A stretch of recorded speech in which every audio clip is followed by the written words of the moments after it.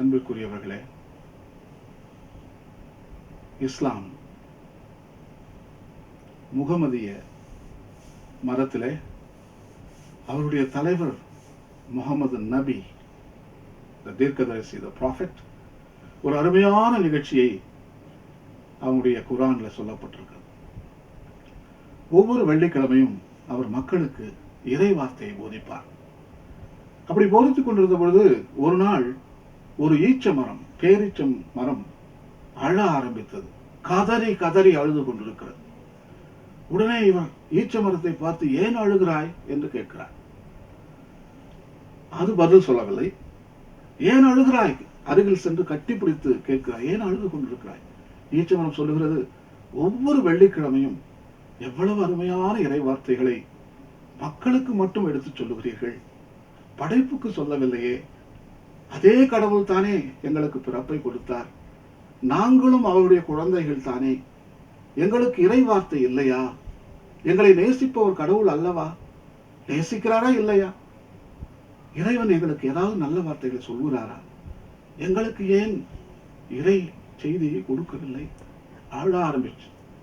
உடனே நபிநாயகம் வெட்டியா கட்டி பிடிச்சுக்கிட்டு ஆறுதல் சொன்னார். ரொம்ப நேரம் பேசி சொன்னாரு, கடவுள் உங்களையும் அன்பு செய்தார், உங்களை நல்லா ஞாபகத்தில் வச்சுக்கிட்டு இருக்காரு. நீங்க செழிப்பா வளமா அந்த பழங்கள் எல்லாம் உற்பத்தி பண்ணி மக்களுக்கு கொடுப்பது அவருக்கு ரொம்ப மகிழ்ச்சி. அவருடைய கட்டளைகளை அருமையாக கடைபிடித்து அவருடைய திருச்சித்தத்தை நீங்கள் தப்பாம செஞ்சுக்கிட்டு இருக்கீங்க. ஸோ இறைவன் உங்களை நேசிக்கிறார், அன்பு செய்கிறார், அவருடைய நினைவில் உங்களை வைத்திருக்கிறார் என்று சொன்னவுடன் அந்த பேரீச்சம்பழ மரம் மகிழ்ச்சியால் துள்ளி குதித்ததாக நாம் குர்ஆனில் நாம் வாசிக்கின்றோம். அன்பிற்குரியவர்களே, எவ்வளவு அருமையான ஒரு கதை இது. நாம் படைப்பை கவனிக்க அழைக்கப்பட்டிருக்கிறோம். அந்த வேலையை தவிர வேற எந்த வேலையும் நமக்கு கிடையாது. மரியாளின் ஆன்மீகமும் படைப்பு ஆன்மீகம்தான்.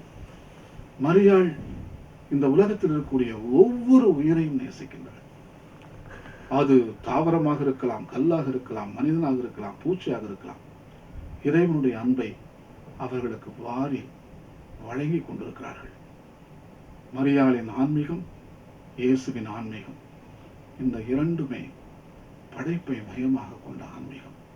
படைப்பை பற்றி பேசுகின்ற பொழுது மனிதனும் படைப்பில் ஒரு அங்கம்.